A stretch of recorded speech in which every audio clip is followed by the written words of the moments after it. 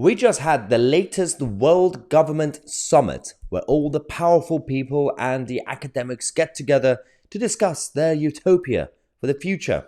But they made a big mistake by inviting Elon Musk to their conference, who decided to expose them and humiliate them.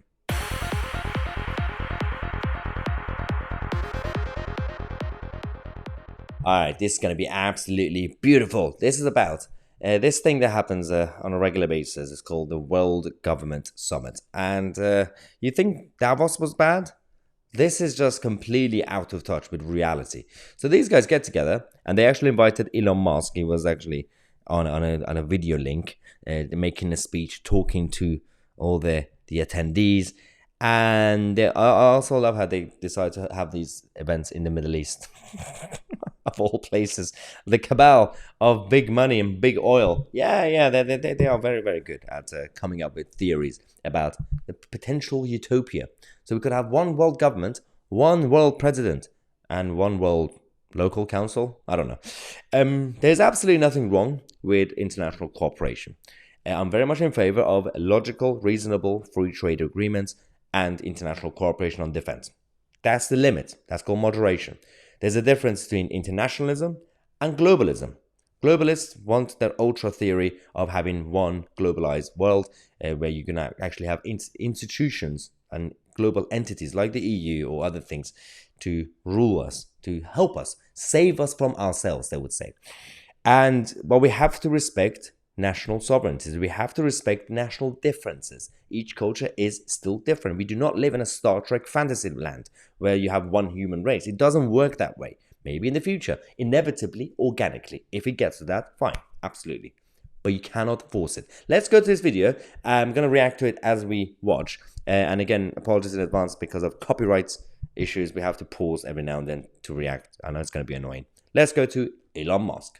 One thing I should say, and I know this is called the World Government Summit, but I think we should be maybe a little bit concerned about actually becoming too much of a single world government. If I may say that we want to avoid creating a civilizational risk by having, frankly, this may sound a little odd, too much cooperation between governments. This is good. Too much cooperation, because he's actually going to be talking about the flaw in the system, in the idea. Because those of you who might just disagree with the concept because they say, well, no, I'm just proud of my national identity, I just want to protect it. It's not just, that's not the only problem.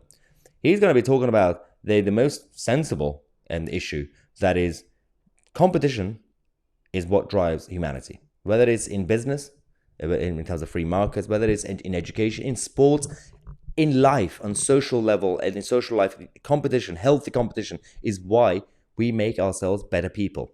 And if you don't have that competition, it creates complacency. Let's go back to it. If you look at, say, at history and the rise and fall of civilizations, that really all throughout history, civilizations have risen and fallen, but it hasn't meant the doom of humanity as a whole, because there've been all these separate civilizations that were separated by great distances. And so, say like while Rome was falling,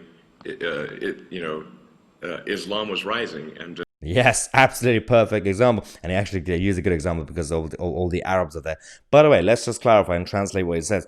This doesn't mean that if a civilization like Rome falls and the Islamic world comes up, doesn't mean the Islamic world is better than Rome. It just simply means that you can still have humanity keep going forward. And it just makes itself better and better and improves itself. If you have essentially one world government and one civilization, especially by coercion, then if it falls, the whole thing falls. What are you going to do? Unless you're going to have Martians coming here from Mars, you can't really compete. But that's the key point. So you had like the sort of caliphate doing incredibly well while Rome was doing terribly. And that actually ended up being a source of preservation of knowledge and many scientific advancements. Yep. And so, so I think we want to be a little bit cautious about being too much of a single civilization, because if we are too much of a single civilization, then if the whole thing may collapse. Yeah. I mean, it's a good point. And also, as you said, in terms of preserving knowledge and information, that is a key point. That's exactly how we are here.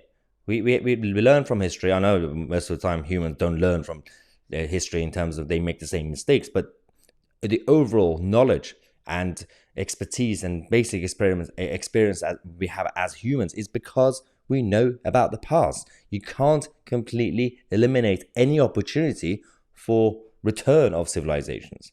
I'm obviously not suggesting war or anything like that, but I think we want to be a little bit wary of actually cooperating too much. It sounds a little odd, but Yep. but we want to have some amount of civilizational diversity such that if something does go wrong with some part of civilization, that the whole thing doesn't collapse, and humanity keeps moving forward. Yep, that's absolutely spot on. I agree with every word that he said, although he did mumble a lot at the end.